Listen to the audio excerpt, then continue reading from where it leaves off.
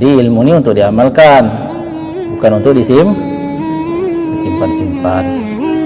Jadi Imam Ghazali di dalam kitab Hidayatul Hidayah beliau jelaskan begini, sesuatu itu dianggap bermanfaat, dalam hal ini adalah ilmu, ketika ilmu itu sudah diamalkan. Jadi ilmu itu berguna, kata beliau, kalau diamalkan. Beliau memberikan sebuah ibarat. Coba kita bayangkan, seandainya ada seorang laki-laki yang gagah, seorang laki-laki yang gagah, yang memiliki 10 jenis senjata yang bagus. Jadi dia punya pedang, seorang laki-laki yang gagah, yang mahir, pandai memainkan pedang, dan memiliki 10 pedang. Lalu tiba-tiba dia ke hutan. Kemudian tiba-tiba datang seekor serigala yang sangat ganas menyerang orang tersebut. Nah, orang tersebut, apakah cukup dia selamat dari serigala itu hanya dengan memiliki pedang 10 yang bagus-bagus, hanya dengan memiliki kemampuan dalam memainkan pedang itu? Apakah cukup orang tersebut bisa selamat dari serigala tanpa dia pakai pedang ini? Dia gandelinnya jadi pinggangnya, dipanggang 1, 2, 3, 4, 5. Dia ini orangnya mahir. Datang serigala, diam aja. Kira-kira apa jadinya orang ini? Dimakan kan, nggak selamat kan? Begitu jugalah kata Imam Al-Ghazali, ilmu itu nggak cukup ada di dalam kepala ibu-ibu, di dalam dada, itu semua dikuasai tanpa dipakai, ya, maka tidak selamat kalau tidak dipakai. Kira-kira gitu gambarannya. Paham nggak? Benar paham ya? Paham dong. Itu cerita ya, tulisan Imam Al-Ghazali di dalam kitab Hidayatul Hidayah. Kira-kira begitu perumpamaannya dan masuk akal kan? Nggak cukup gitu nih, udah punya pedang itu ilmu ibu itu. Kemudian sudah mahir menggunakan pedang, artinya ibu sudah paham ilmunya. Tapi orang yang punya pedang 10 tadi itu mahir memainkan pedang ke hutan, begitu datang musuhnya diserang serigala, diam aja. Nggak apa-apa, nggak usah, diam aja, saya kan udah punya pedang, udah punya kemampuan. Tapi dia nggak pakai pedangnya itu, maka kira-kira bisa menyelamatkan nggak bisa. Begitu juga ilmu ini nggak bisa menyelamatkan kita dunia dan akhirat kalau tidak kita amalkan. Nah, mengamalkan ilmu itu kita pakai ilmu yang sudah ibu-ibu kuasai itu, dipakai dari toharoh, ya. Bagaimana toharoh itu? Apa air yang boleh dipakai? Ibu kan sudah tahu. Jangan lagi ibu pakai air yang nggak boleh.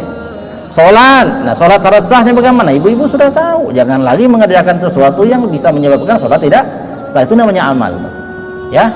Kemudian amal tentang hadis tadi itu, berprasangka yang baik. Ibu-ibu masih berprasangka buruk pada temannya, kepada tangga dan lain-lain. Nah, kira-kira itu nggak mengamalkan? Nggak mengamalkan. Selamat atau tidak? Tidak selamat.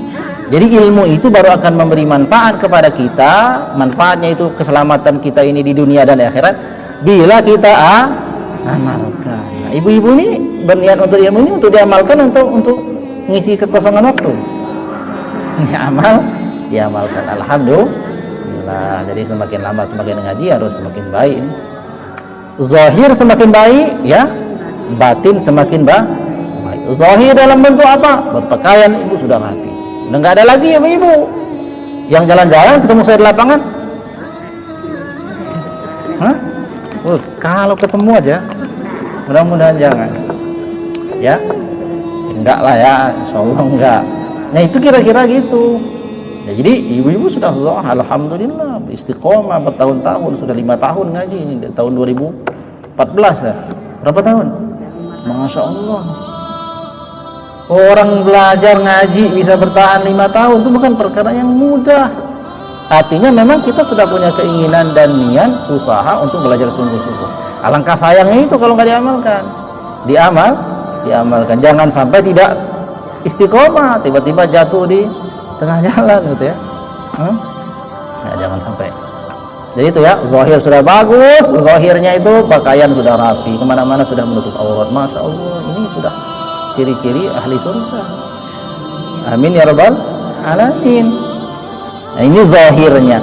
Tapi zahir ini nggak ada apa-apanya kalau kita batinnya rusak. Bagaimana batin rusak tadi itu? Kita berpakaiannya rapi, tapi setiap lihat orang pakainya belum rapi, kita mencaci dan merasa diri lebih baik. Ini rusak namanya hatinya. Ya. Jadi zahirnya benerin, batin dibetulkan. Zahir itu pakaian harus rapi semua. Zahir itu sholat. Sholat itu zahir kelihatannya, rukuknya benar, rukuknya tidak rukuk kepalanya kok gini ya. Harus lurus. Begitu juga sujud dibetulkan bagaimana sesempurna mungkin.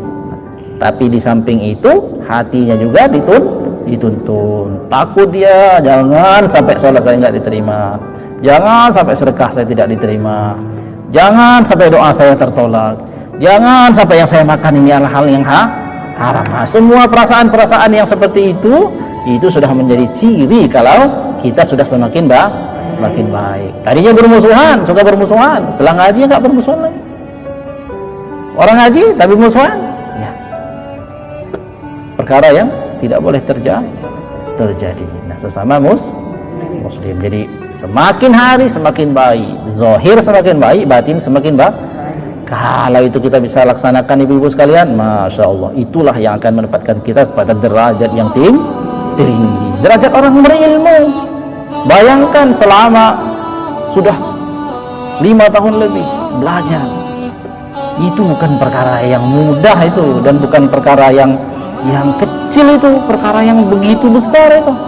Para malaikat itu menaungkan sayapnya. Innal malaikata tad'a ajnihataha li talibil ilmi ridwan bima yatlub. Para malaikat itu mengepakkan sayap-sayapnya. Sayap-sayap malaikat itu menutupi timur dan barat, menaungi orang-orang yang menuntut ilmu, dan dia ridho terhadap yang ia tuntut. Ridho itu maksudnya dia senang dengan menuntut ilmu agama itu, dan dia berniat dan berusaha untuk mengamalkannya. Siap ibu-ibu mengamalkan ilmu ya? Alhamdulillah.